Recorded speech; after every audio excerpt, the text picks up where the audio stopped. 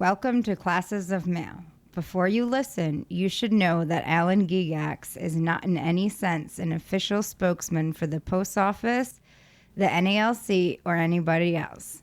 His opinions are inherently his own and should probably be disregarded. Same for his guests. Any information you hear on this podcast could be wrong and should not be relied upon for any reason. Enjoy the show.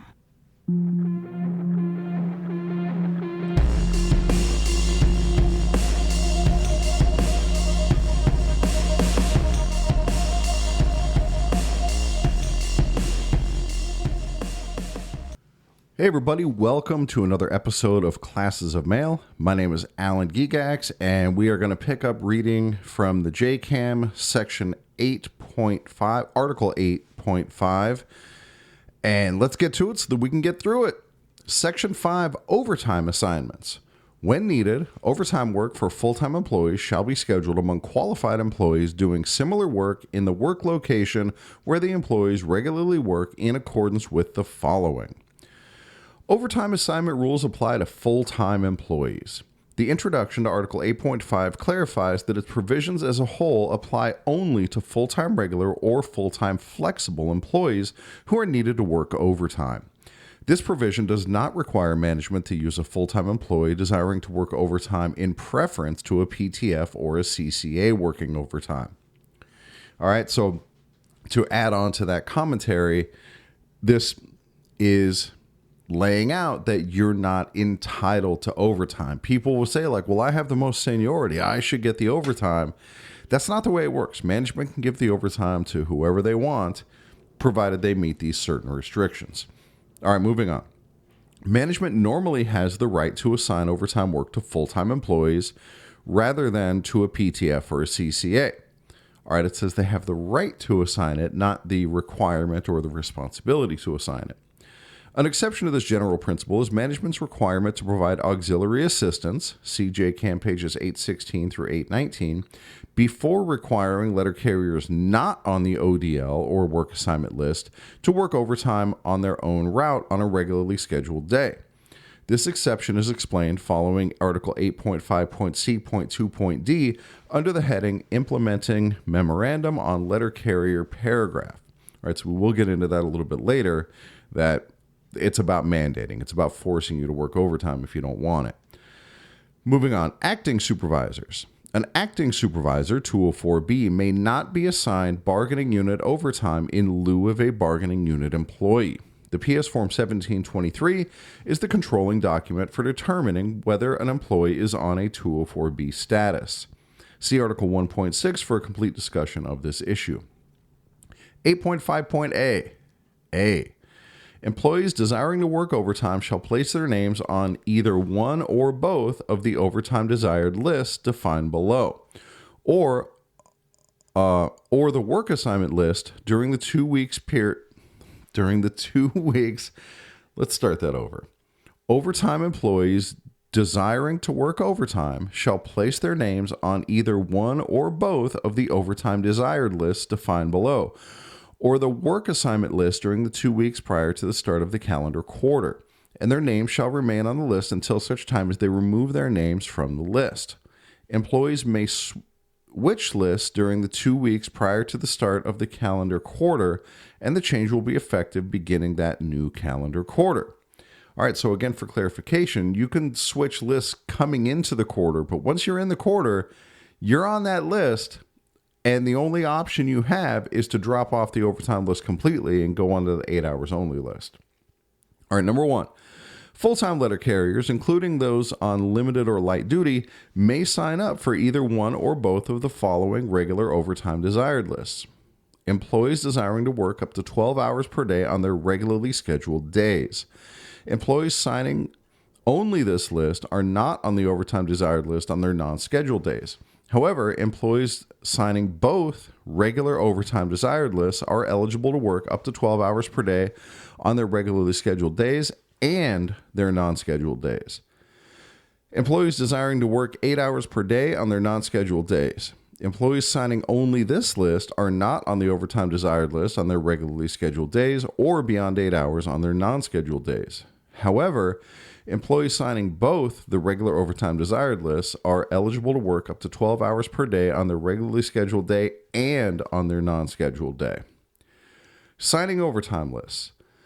Full-time letter carriers, including full-time flexibles who want to work overtime, may place their names on either one or both of the overtime desired lists, ODL, as defined in Article 8.5.a, or the work assignment list. Carriers may sign a list or switch between lists only during the 2 weeks prior to the beginning of the calendar quarter. There's an exception for employees who are on military leave during the sign-up period. They are always permitted to sign the list upon return to work. And there's a citation here, and M00820, and the joint statement on overtime, M00833. Carriers newly promoted from PTF to full-time regular status must normally wait until the beginning of the next calendar quarter before they can sign a list, unless the local memorandum of understanding provides otherwise. The following rules apply.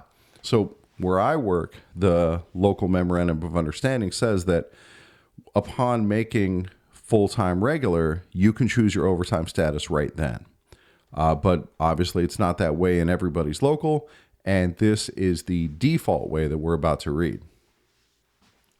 A full-time flexible letter carrier assigned to another overtime section within an installation during a quarter may sign the ODL or the work assignment list in the new section immediately if he or she was on the list in the old section. See Article 8.5.c.2.c for a discussion of determining equitability in such circumstances.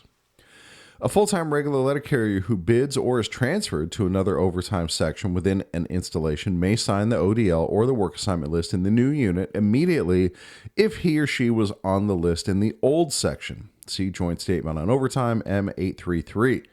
See Article 8.5.c.2.c for a discussion of determining equitability in such circumstances.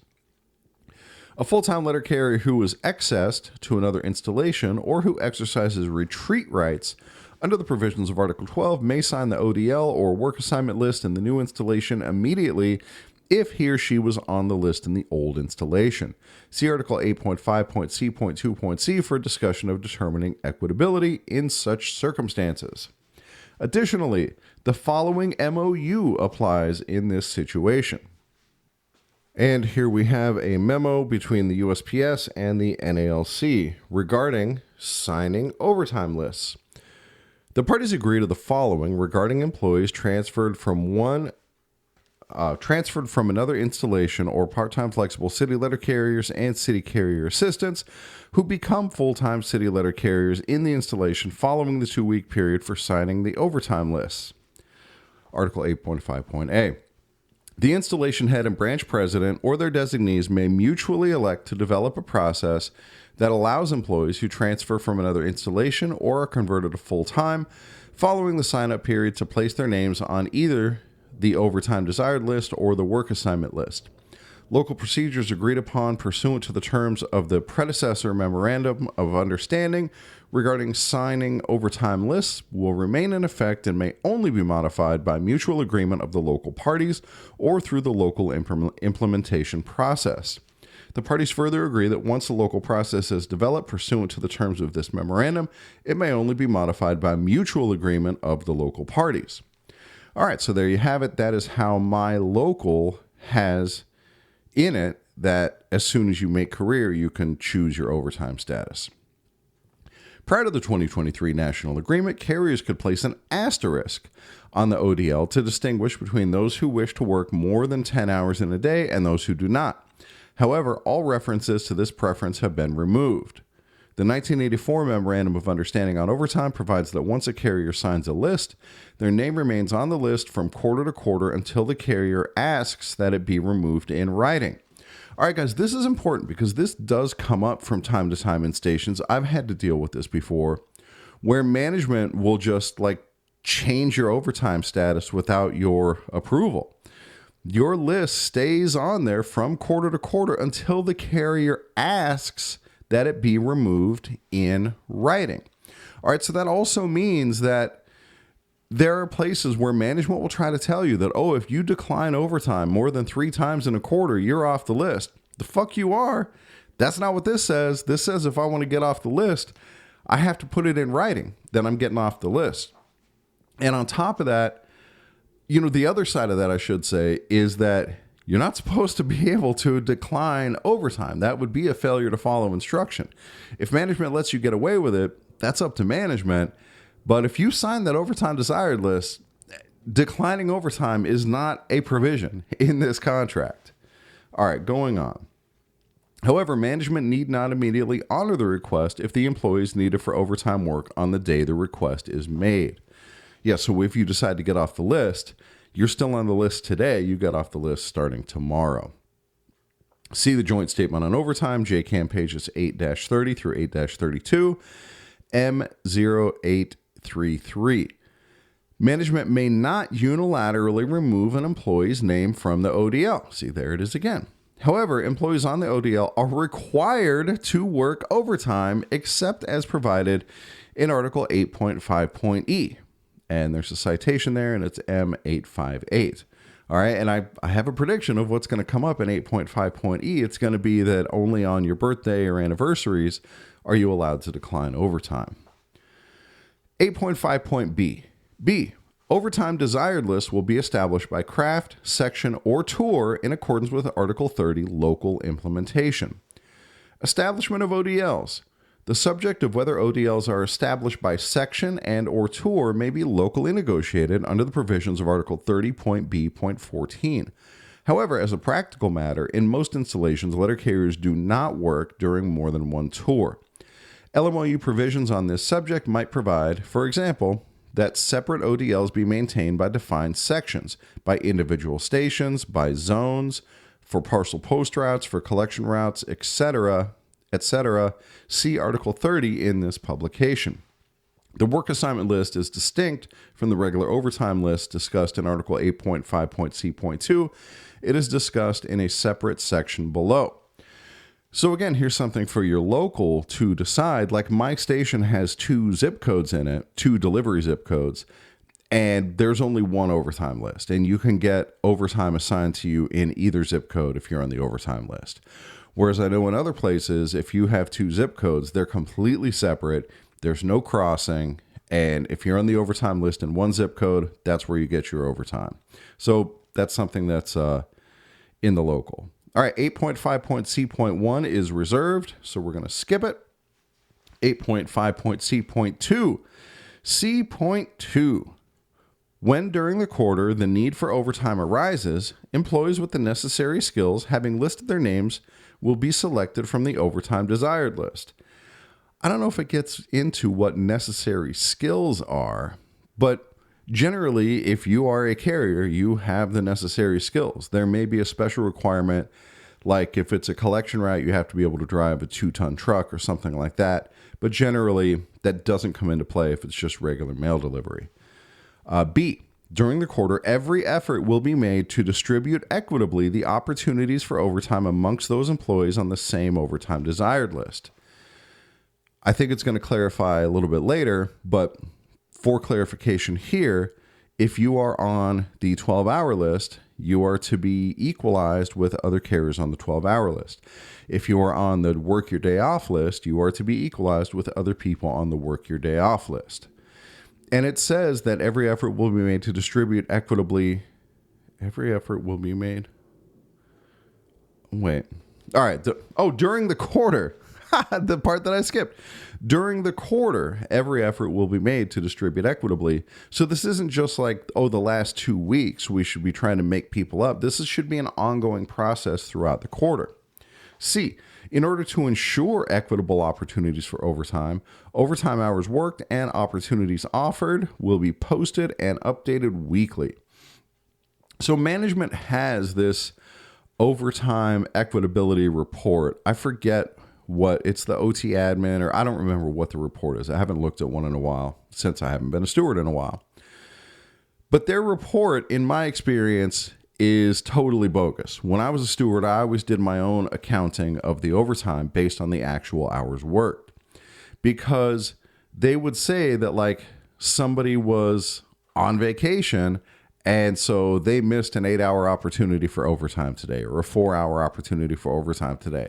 And no, there was no opportunity for overtime. I mean, the whole idea of what constitutes an opportunity is, I think it needs clarification in the JCAM, because you won't get two of the same answers from sometimes people in the same branch. They will give you different answers for what constitutes an opportunity, and then those are going to give you different answers from what management says what constitutes an opportunity. All right, let's move on. Equitable distribution of overtime opportunities. Seniority does not govern the availability of overtime work for those letter carriers who wish to work overtime, nor is overtime distributed on a rotating basis. Rather, Article 8.5.c.2 provides that for those carriers who sign the ODL, overtime opportunities must be distributed equally, i.e. fairly, amongst those employees on the same overtime list. This does not mean that actual overtime hours worked must be distributed equally. National Arbitrator Bernstein ruled in blah, blah, blah that in determining equitable distribution of overtime, the number of hours of overtime as well as the number of opportunities for overtime must be considered. Missed opportunities for overtime, i.e. one ODL carrier worked instead of another, must be made up for with equal distribution of overtime during the quarter unless the bypassed carrier was not available, i.e. the carrier was on leave or working overtime on his or her own route on a regularly scheduled day. See the explanation under Article 8.5.c.2.d. All right, so I want to talk about this a little bit because this is where this confusion comes from of what constitutes an opportunity. So clearly, if you and I are both on the overtime list and there are 4 hours of overtime available, management gives all 4 hours to you and gives none to me, then that's inequitable. They should give 2 hours to you, 2 hours to me. That's equitability. But if they give 4 hours to you because I'm already working 3 hours of overtime on my own route, well, then I have missed an opportunity for overtime. And is that management's fault? That's where things get really complicated. Or there were 4 hours of overtime, but I called in sick that day. So do I get penalized for missing that opportunity? Because if I was there, I could have got that overtime. All this stuff, it basically comes down, in my experience, and Lord knows I've asked people about this, it kind of comes down to a handshake agreement about how you and your supervisor want to work it out. And that's not okay, guys. If you have definitive answers about how this is supposed to be implemented, reach out to me, classesandmail@gmail.com, because I bet it's just how they do it where you are. Because even when I've had high-level union people on, like, there's not a super clear answer of what constitutes an opportunity and how opportunities are supposed to be tracked in terms of hours. Like, it's not straightforward, and it should be. To me, the JCAM has a tremendous opportunity for improvement here, because these Article 8.5 grievances, this is like the number one source of grievances in the union. And so I feel like some clarification here is in order if we're constantly arguing about this. All right, moving on. Since full-time flexible employees may have flexible reporting locations within an installation, Article 7, determining whether overtime has been equitably distributed can become complex. Oh, can it now? Of course, if a full-time flexible works within the same overtime section for an entire quarter, determining whether overtime has been equitably distributed during the quarter is perfectly straightforward. Is it? However, a full-time flexible letter carrier assigned to another overtime section during a quarter may be entitled to sign the ODLs in the new section immediately if he or she was on the list in the old section, Article 8.5.a. In such cases, the right to an equitable share of overtime is only in the new section and is only determined from the time the full-time flexible letter carrier signed the ODL in the new section. Overtime worked in the section to which previously assigned is not a consideration. However, full-time flexible employees will not be moved to another overtime section solely to circumvent the provisions of Article 8.5.c above. The same rule applies in the case of full-time regular letter carriers who sign the ODLs in a new overtime section or a new installation during the quarter. So the way I would always handle this is if somebody bids into my station, 9 weeks into the quarter, whatever it is, I'll put them into my spreadsheet at just whatever the average is. So that from that point going forward, they have to be made equitable. But whatever they worked at their old station, ain't nothing I can do about that. All right, moving on. Remedies. National Arbitrator Howard Gamser ruled in citation that the Postal Service must pay employees deprived of equitable opportunities for the overtime hours they did not work, only if management's failure to comply with its contractual obligations under Article 8.5.c.2 shows, quote, a willful disregard or defiance of the contractual provision, a deliberate attempt to grant disparate or favorite treatment to an employee or group of employees, or caused a situation in which the equalizing opportunity could not be afforded within the next quarter, end quote. In all other cases, Gamser held the proper remedy is to provide, quote, an equalizing opportunity in the next immediate quarter or pay a compensatory monetary award if this is not done, end quote. So again, you'll run into the situation where management should be, according to the contract, afforded an opportunity to fix any inequitability next quarter. So if this is my first quarter doing equitability, maybe nobody before me has done it, and I have one carrier who's, 22 hours short, okay, we can take this provision and we can go into the next quarter, and that carrier is going to start out automatically at negative 22. And so now at the end of the quarter, they have to be 22 hours above the average, or now we're going to get into a place where a monetary remedy is going to be required. Generally, management is going to screw up equitability every quarter, and so the idea of just equalizing it next quarter is already a non-starter because they're already not doing that. National Arbitrator Benjamin Aaron ruled in citation that management violated Article 8.5 when it assigned a carrier not on the ODL to carry a route on overtime on his non-scheduled day, rather than splitting up the route between available carriers on the list. Aaron ruled that management must have good cause before going off the list. Overtime and annual leave. Normally, employees, including employees on the ODL who have scheduled annual leave, including incidental annual leave, immediately preceding and or following non-scheduled days, will not be required to work overtime on the non-scheduled days. The intent of the parties is to allow employees to make advance plans for non-scheduled days. It is not the intent of the the parties to create a means to circumvent the scheduling provisions of Article 8. Employees on the non-scheduled day ODL, or both ODLs if they desire, may advise their supervisor in writing of their availability to work on a non-scheduled day that is in conjunction with approved annual leave. And there's multiple citations here.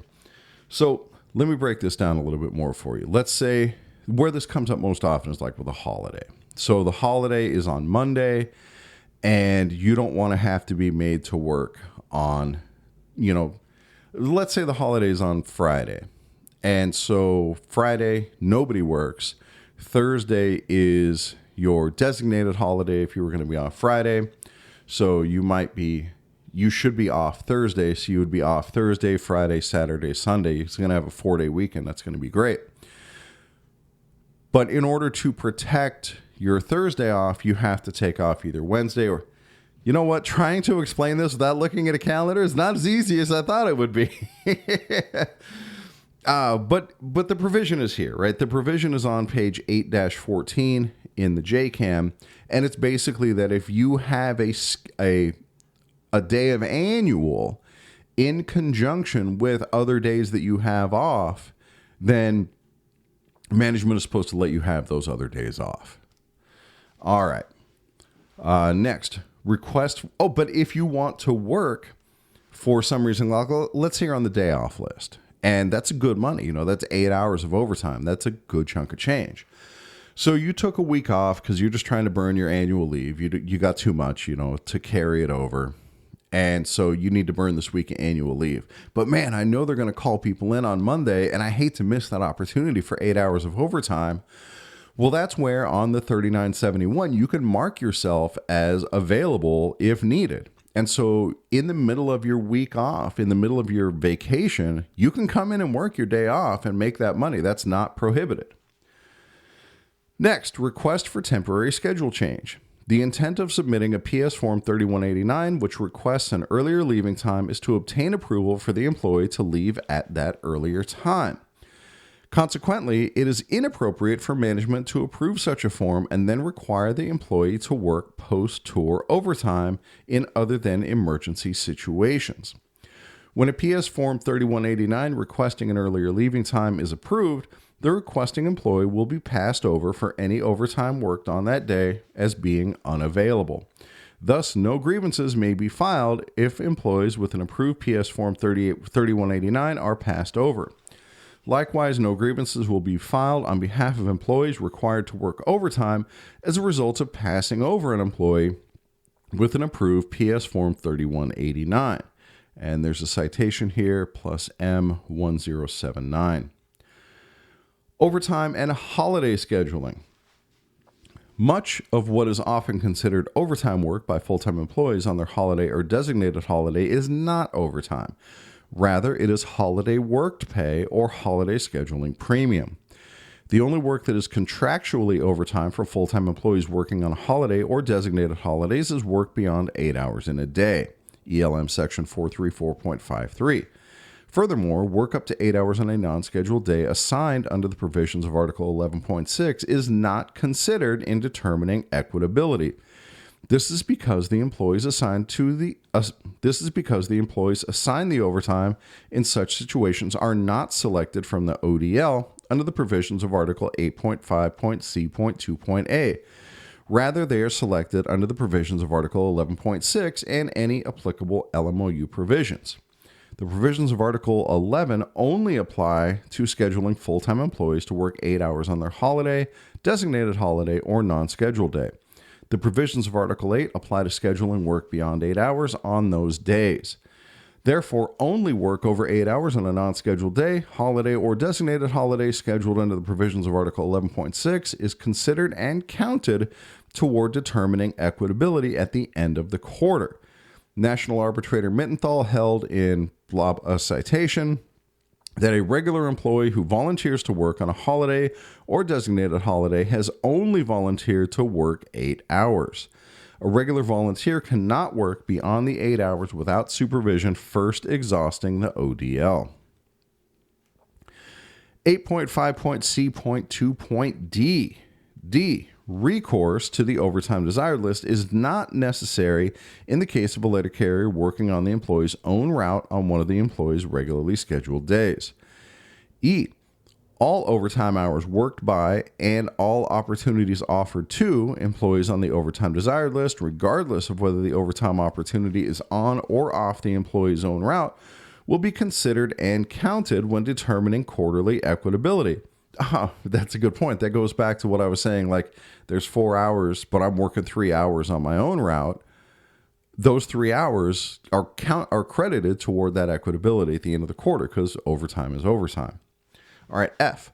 Only overtime hours worked or opportunities offered beyond 8 hours on a holiday or designated holiday will be considered and counted when determining equitability.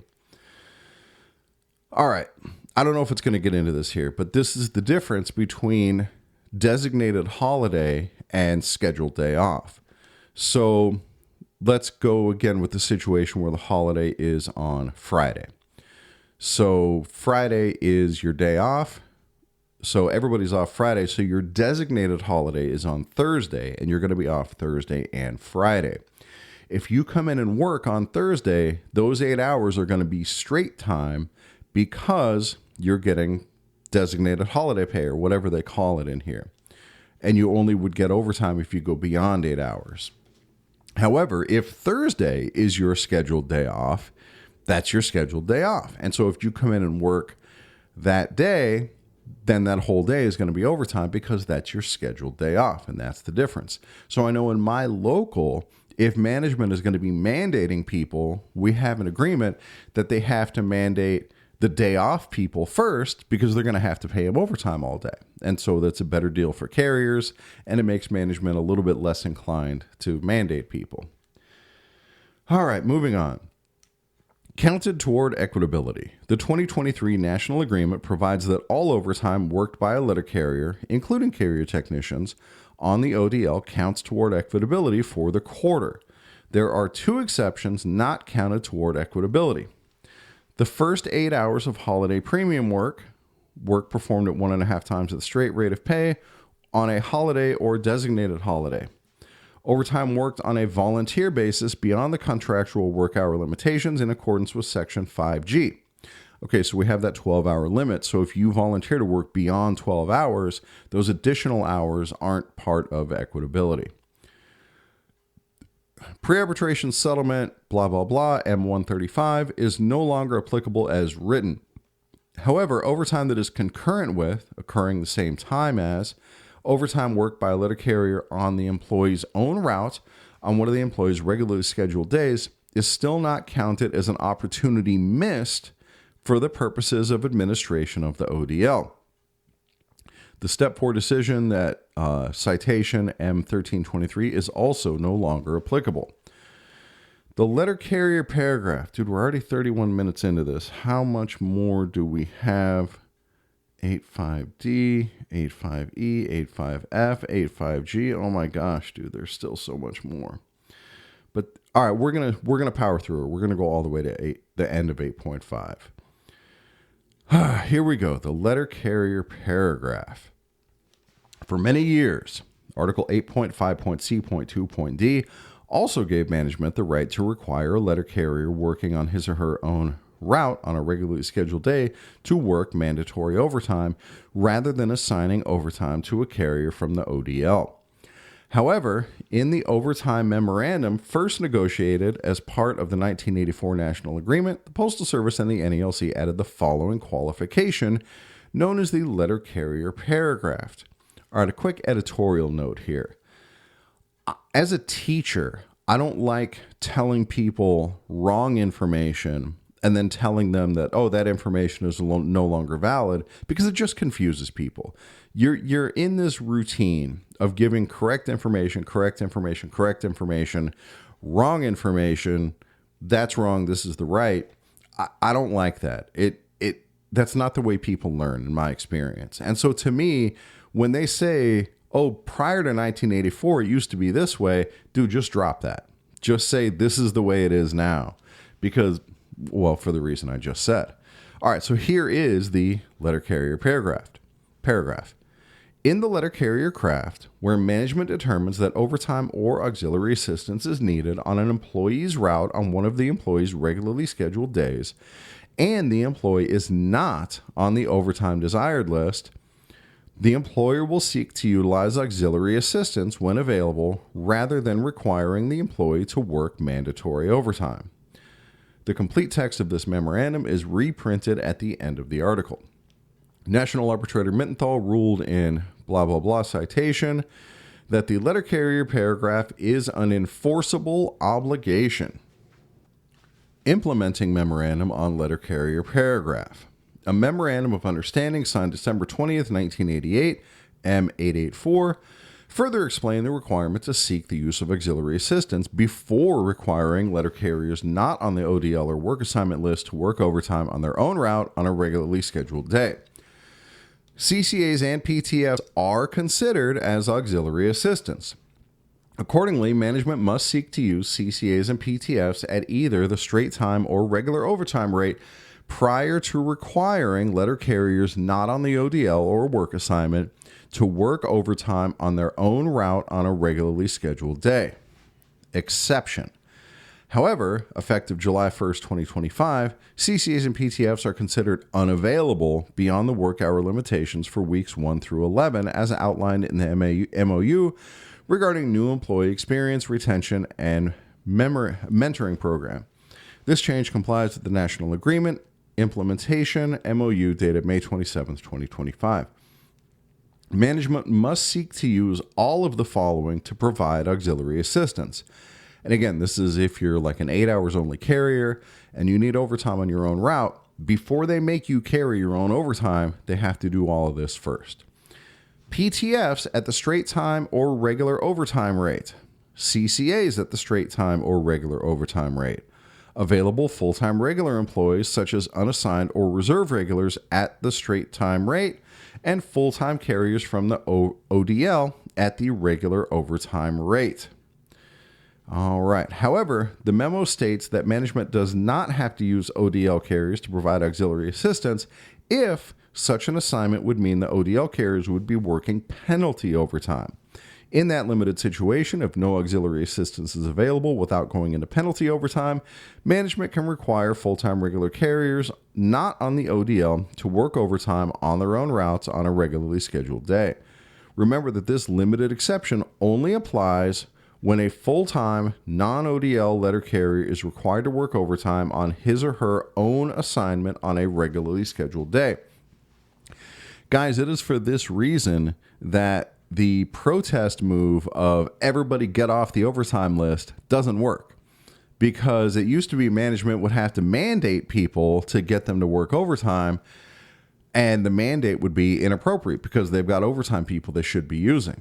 But if everybody gets off the list, then they just immediately go to mandating, and it's no longer inappropriate. That's what they have to do, and that's what the contract says they should do.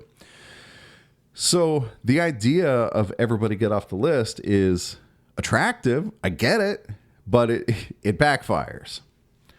All right. Before requiring a non-ODL carrier to work overtime on a non-scheduled day or off his or her own assignment, management must seek to use a carrier from the ODL, even if the ODL carrier would be working penalty overtime. All right. So there's two different standards here. One standard is overtime on your own assignment. And in that case, they should give it to somebody else as long as they're not going into penalty. If you're working overtime off your assignment, if you're an 8-hour carrier and they're like, hey, we need you to go carry on this other route, the standard is even higher because they have to pay people penalty before they ask you to do that. The memo goes on to state that, quote, the determination of whether management must use a carrier from the ODL to provide auxiliary assistance must be made on the basis of the rule of reason. This is where management tries to get out of that obligation. For example, management is not required to use a carrier from the ODL when the travel time would be excessive for the amount of assistance being given. The full text of the memorandum is reprinted at the end of the article. All right, so just for clarification, because we're talking about it right now, like if you need 10 minutes of overtime and they would have to pay somebody 10 minutes to drive to you, 5 minutes to get the auxiliary set up, 10 minutes to deliver it, 10 minutes to go back to their route, now they're paying that carrier 30 minutes, 35 minutes of overtime to save you 10 minutes of overtime. Like, that doesn't make sense. You just do your own overtime and you're out of luck. So that's what that rule of reason is. If it would be unreasonable for them to send auxiliary assistance or to give you auxiliary assistance for such a short amount of time, then they can make you just carry it. A carrier technician's own route for the purpose of applying Article 8.5.C.2.D and the letter carrier paragraph is the specific route to which properly assigned on a given day. Overtime on any other route on the string is not considered to be on the carrier technician's own route and may only be required under the provisions of Article 8.5.D below. And there's a citation here and M1322. The parties have also agreed to the following MOU regarding temporary assignments of CCAs to other post offices. However, in accordance with the MOU regarding new employee experience retention and mentoring program, CCAs and PTFs are restricted to working only in their employing office during weeks 1 through 8 following completion of the Carrier Academy. This includes restricting these employees from working in hubs outside of the employing office. So like Amazon Sunday, you only do Amazon Sunday if it's at your own office. Memorandum of Understanding between the USPS and the NALC regarding city carrier assistance temporary assignments to other post offices. The parties agree to the following regarding the temporary assignment of city carrier assistance outside their employing post office installation to another post office installation. So guys, this has tripped me up before. If you go back to one of my early episodes in season 1, I think it was called For the CCAs, I talk about being sent out and how there's certain restrictions that they can't just send you to other areas, well, I was about to do the thing I said not to do, where you give misinformation.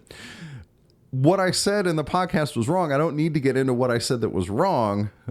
What's important to note here is that this refers to other installations. So like here in Las Vegas, I work at the East Las Vegas post office, and that's part of the Las Vegas installation. There's another post office nearby that's the Winterwood post office that is also part of the Las Vegas installation.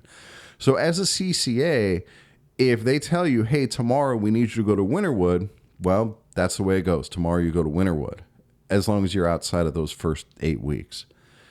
But then we have down the street the other direction, the Henderson post office. Henderson is a different city, and it's not that far away, but it is a different installation.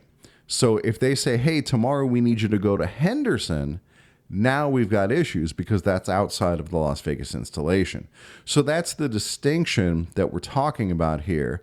I know a lot of areas have what they call APOs, associate post offices, where that is considered, as far as I know, an APO is considered a different installation.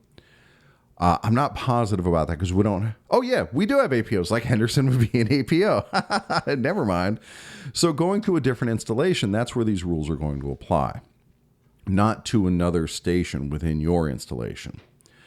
1, CCAs will normally work in their employing post office, but may be assigned to work in another post office in the local travel area. Handbook F15, Section 7-1.1.1.1, within the same district on an occasional basis. The assignment may be for a partial day or several consecutive days, depending on local circumstances. Sunday CCA work assignments are not subject to the occasional basis limitation. Temporary assignments must otherwise be consistent with the national agreement. 3, management will schedule CCAs to work in other post offices in advance of the reporting date whenever possible. 4, when the need arises to temporarily assign CCAs outside of their employing post office, management will, to the extent practicable, use volunteer CCAs from the delivery unit, providing assistance as long as the volunteers will be in similar pay status, e.g. straight time rate, regular overtime rate, penalty overtime rate. If sufficient volunteers are not found, CCAs from the delivery unit providing assistance will be temporarily assigned to the other installation in reverse relative standing order whenever practicable, as long as the junior CCAs are in similar pay status.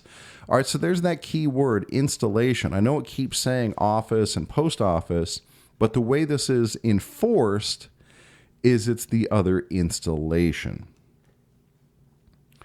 5, CCAs who are required or volunteer to work outside their employing office may receive payment for mileage for the difference between their residence and employing office, provided the difference is greater. Handbook F15, Section 7-1.1.1.2.d. I feel like, well, let me finish this memo. The procedures outlined above are effective December 7th, 2013. However, either party may terminate this agreement by providing 30 days written notice to the other party. This agreement is reached without prejudice to the position of either party in this or any other matter and may only be cited to enforce its terms.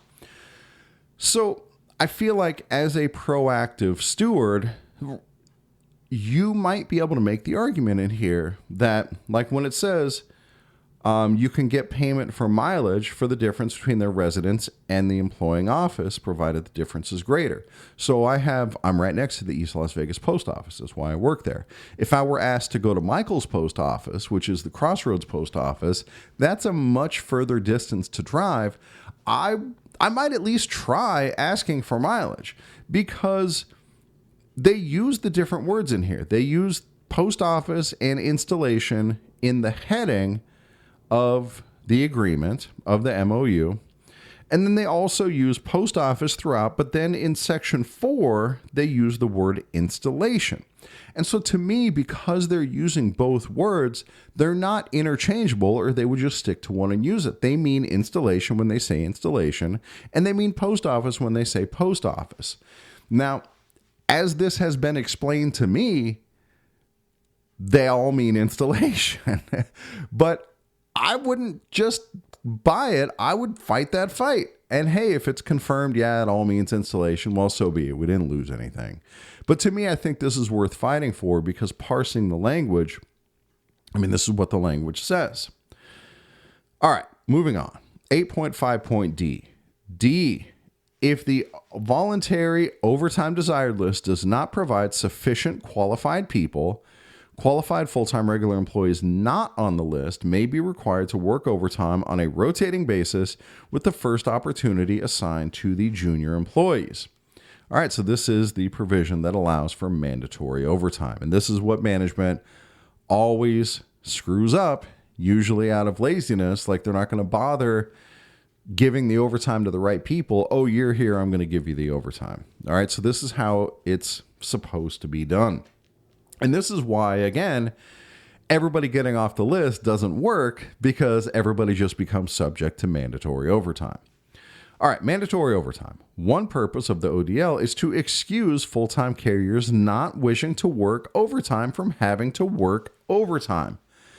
Before requiring a non-ODL carrier to work overtime on a non-scheduled day or off of his or her own assignment on a regularly scheduled day, management must seek to use a carrier from the ODL, even if the ODL carrier would be working penalty overtime.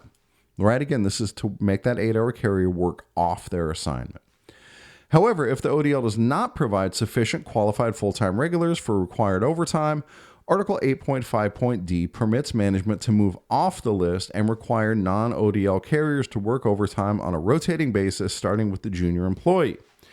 This rotation begins with a junior employee at the beginning of each calendar quarter. All right, so this is a continually running list throughout the quarter.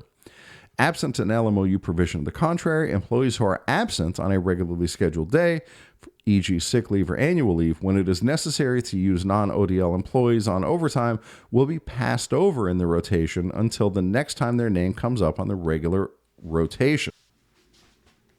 Management may seek non-ODL volunteers rather than selecting non-volunteers on the basis of juniority. Normally, carriers not on the ODL may not grieve the fact that they were not selected to work overtime. The provisions of Article 8.5.d do not apply in the case of full-time letter carriers working on their own assignment on a regularly scheduled day. That situation is governed by Article 8.5.c.2.d as amended by the letter carrier paragraph above. And now we go on to Section 8.5.e. E.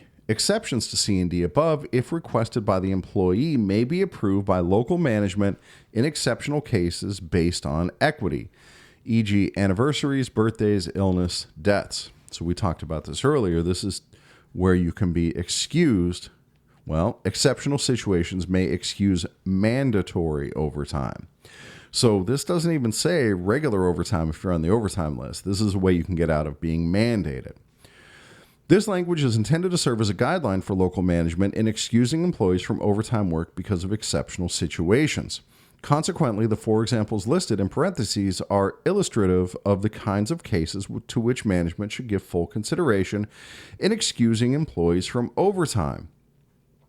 However, as arbitrator Sylvester Garrett held in blah, blah, blah, that Article 8.5.e, quote, reflects an intention to confer relatively broad discretion on local management to excuse employees from overtime work for any one of a number of legitimate reasons based on equity, end quote.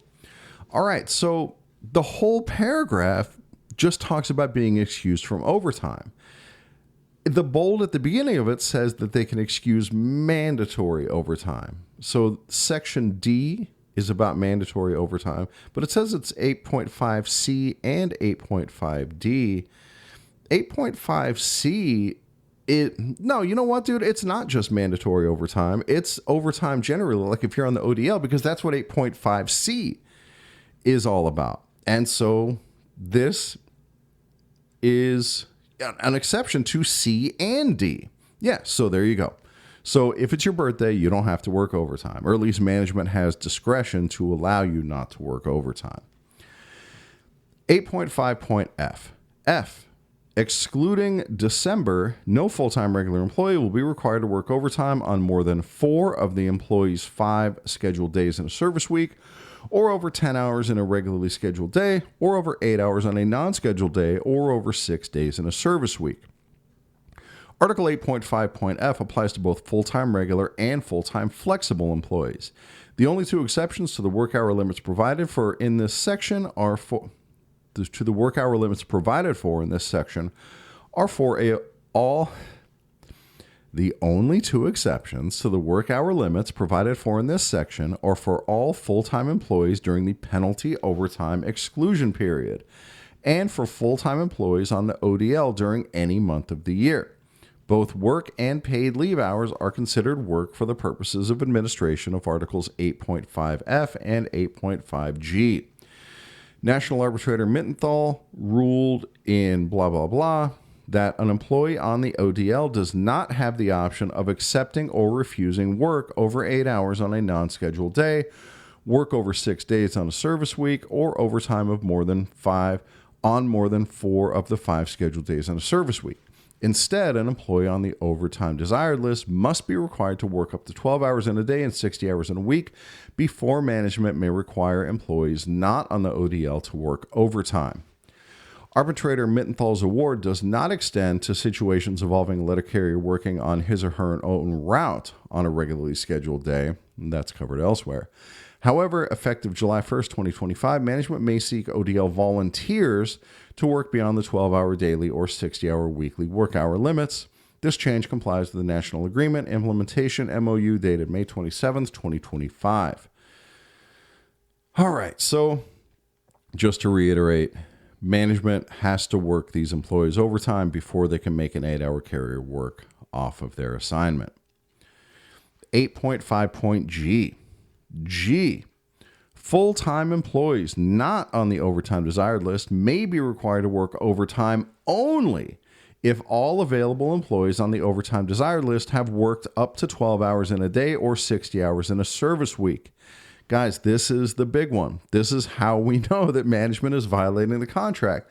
Because, hey, I'm 8 hours only, and they had Marky work 10 and a half hours. They should have had Marky work all the way up to 12 before they made me work off assignment. All right, so employees on the overtime desired list, 1, may be required to work up to 12 hours in a day and 60 hours in a service week, subject to payment of penalty overtime pay set forth in Section 4.D for contravention of Section 5.F. Wait a minute. Full-time employees not on the overtime desired list may only be required to work overtime. Okay, this is overtime at all. This isn't just off assignment. I got to go back and read this again. This is worth repeating, right? Worth repeating for me and subsequently worth repeating for you. G. Full-time employees not on the overtime desired list may be required to work overtime only if all available employees on the overtime desired list have worked up to 12 hours in a day or 60 hours in a service week. Okay, so it doesn't just say off assignment, it just says overtime. So theoretically, this applies to your on assignment overtime as well for 8-hour carriers. Employees on the overtime desired list, 1, may be required to work up to 12 hours in a day and 60 hours in a service week, subject to the payment of penalty overtime set forth in Section 4.D for contravention of Section 5.F. 2, excluding December, shall be limited to no more than 12 hours of work in a day and no more than 60 hours of work in a service week unless they volunteer to work beyond those limits pursuant to paragraph 3 below. 3, may volunteer to work in excess of 12 hours in a workday or 60 hours in a service week, subject to the payment of Section 4.G. Those who do not volunteer shall not be subject to disciplinary action for terminating their tour of duty when the limits on hours of work in paragraph 2 above are reached. However, the employer is not required to utilize employees on the overtime desired list at the penalty overtime rate if qualified employees on the overtime desired list who are not yet entitled to penalty overtime are available for the overtime assignment. Oh, we are nearing the end of 8.5. Holy moly, I'm wearing out. Article 8.5.G provides that employees on the ODL may be required to work up to 12 hours per day and 60 hours per week. It further provides that the 12-hour and 60-hour restrictions do not apply to employees on the ODL during the penalty overtime exclusion period. Accordingly, management may, but is not required to, assign ODL letter carriers to work in excess of Article 8.5G limits during the penalty overtime exclusion period. Maximum hours, 60-hour limit. National Arbitrator Mittenthal ruled in blah, blah, blah that the 12-hour and 60-hour limits are absolutes. A full-time employee may neither volunteer nor be required to work beyond those limits. This rule applies to all full-time employees on the ODL or work assignment list, except during the penalty overtime exclusion period. However, effective July 1st, 2025, management may seek ODL volunteers to work beyond the 12-hour daily or 60-hour weekly work hour limits. This change complies to the National Agreement Implementation MOU dated May 27th, 2025. That basically negates what Arbitrator Mittenthal said, because he said you can't volunteer, you can't be asked, but right below it, it's saying, by the way, you can volunteer and you can be asked, you just can't be disciplined if you say no. Volunteers exceeding the work hour limitations of Article 8.2.d, 8.5.g.1, and 8.5.g.2. As previously indicated, ODL carriers may volunteer to work beyond the 12-hour daily and 60-hour weekly work hour limits. The assignment of overtime in this circumstance must be otherwise consistent with the other work hour provisions contained in this agreement. This provision is intended to address those situations in which the employee is already scheduled up to the work hour limits and there is a need for additional overtime hours beyond the work hour limitations to complete the remaining work. ODL employees who volunteer to exceed the daily or weekly work hour limitations are not entitled to any additional overtime, but are considered available. Once the time is agreed upon and planned for, the expectation is that the letter carrier will complete the assigned work, barring an unanticipated circumstance, i.e. emergency or illness. Okay, so if you say, I'm going to work past 12 hours, go ahead and give me that hour of auxiliary assistance, I'll take it. You're expected to do that hour of auxiliary assistance. You can't get 15 minutes into it and be like, I changed my mind. Limitations regarding full-time employees not on the ODL or work assignment list, PTFs, and CCAs are governed by ELM sections 432.32. ELM section 432.32 rules apply during the penalty overtime exclusion period. And there's a citation here, and it's M1272. The 1260 limitations are inclusive of all hours, including any types of leave taken, consistent with the 20-hour overtime limit. That's M859. Accordingly, holiday leave pay is credited toward the 1260 limitation. Additionally, if an employee works on a holiday for which holiday leave is paid, those hours worked in excess of the holiday leave hours paid would also count toward the 12 and 60 limit. That's M1180. In citation, Arbitrator Mittenthal ruled that an employee sent home in the middle of a scheduled day because of the bar against employees working more than 60 hours in a service week is entitled to be paid for the remainder of his or her scheduled day. Right on, that's cool. If that's happening to you, right, we no longer have to work past 60 hours. We can tell management to piss off and we're going to go home, and we can't get disciplined except for the part that we told them to piss off. But we can politely say no and go home. And if you still have 5 hours left on your shift, you're going to get paid for those 5 hours if you're a full-time regular, or whatever up to your work hour guarantee if you're a CCA or PTF. All right, maximum hours, 12-hour limit. The overtime limits in Article 8.5.g apply only to full-time regular and full-time flexible employees. However, ELM section 432.32 provides the following rule that applies to all employees.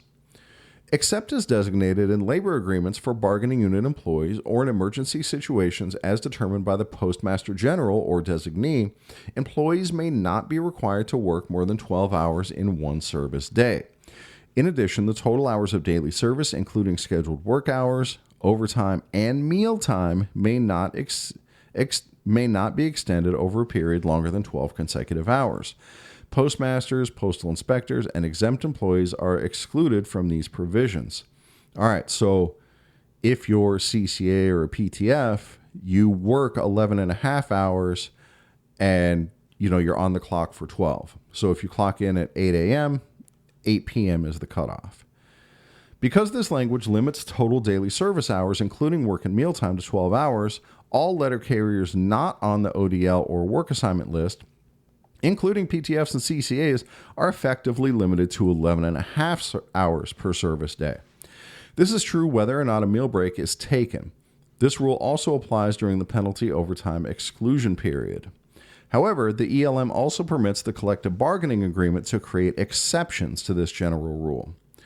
The only exception to this rule in the NALC National Agreement is for full-time employees on the ODL or work assignment who, in accordance with 8.5.g, may be required to work up to 12 hours in a day.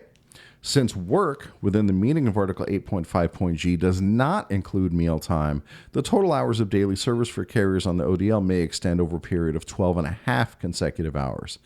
This exception does not apply to full-time employees who are not on the ODL or work assignment list. All right, so if you're ODL or work assignment, your limit is 12.5 hours. If you are 8-hour carrier, CCA, PTF, your limit is 12 hours. The work assignment list. The work assignment list is distinct from the regular ODL discussed in Article 8.5.c.2. It was established by a letter of intent dated May 28, 1985. The full text of the work assignment agreement is reprinted at the end of this article. Dude, when I get to the end, there's going to be so many MOUs to read. The work assignment list was established for full-time letter carriers who only want to work overtime on their own assignment on regularly scheduled days. Signing up for the work assignment overtime does not create any entitlement or obligation to work overtime on a non-scheduled day. For purposes of overtime on a non-scheduled day or on other than their own assignment, carriers on the work assignment list are treated exactly the same as any other full-time carriers not on the ODL. They may only be required to work overtime under the provisions of Article 8.5.d. That would be mandatory overtime. So I am of the opinion that work assignment carriers should be allowed to sign up for the day off list if for some reason they want to, where you're willing to work on your non-scheduled day. And the tweaks in here would be very minor to allow that to happen. So maybe that's one of the things that's being worked on for the next contract. I don't know. Full-time letter carriers who sign the work assignment list are considered available for up to 12 hours per day on regularly scheduled days. However, the work assignment agreement recognizes that it is normally in the party's best interest not to require employees to work beyond 10 hours per day, and managers should not require work assignment volunteers to work beyond 10 hours, quote, unless there is no equally prompt and efficient way to have the work performed, end quote. If you have successfully grieved that, I am curious about it. You know, a work assignment going over 10 hours, I'm definitely curious to hear how that grievance went, if you were successful with it. classesofmail@gmail.com. Management may assign an employee from the ODL to work regular overtime to avoid paying penalty pay to a carrier who has signed for work assignment overtime. This exception does not apply during the penalty overtime exclusion period when penalty overtime is not paid. Management may always assign another carrier to perform the work at the straight time rate rather than assigning overtime to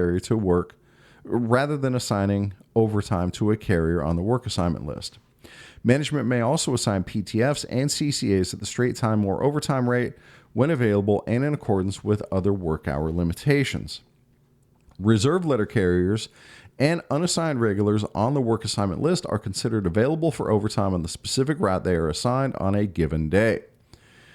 Carrier technicians on the work assignment list are considered available for overtime on any of the routes on their string, subject to the penalty overtime exceptions discussed above.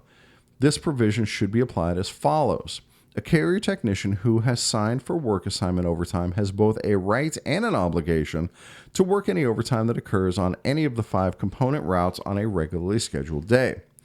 When overtime is required on the regularly scheduled day of the route of a carrier who is on the ODL and whose carrier technician is on the work assignment list, the carrier technician is assigned to work the overtime.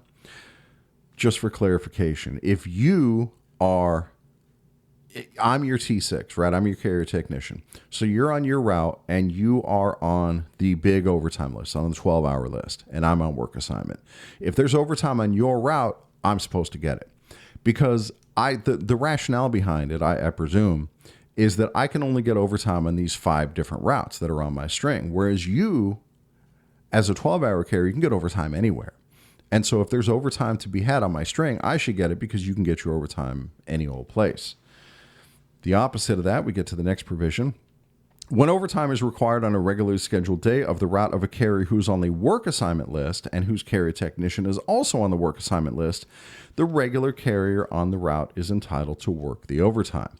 All right, so here I'm your carrier technician. You and I are both on work assignment, and you have overtime. In this case, you would get the overtime because of the same rationale. I can get my overtime on 5 different routes. You can only get your overtime on your one route. And so they'll make it available to you. Oh my God, guys, that was 8.5. Took a little over an hour. I'm glad I got right into it instead of just wasting a bunch of time at the beginning. So that is all I have for today. When we come back, we'll do 8.6 and keep powering through. Until then, thanks for listening, guys. I will catch you all next time.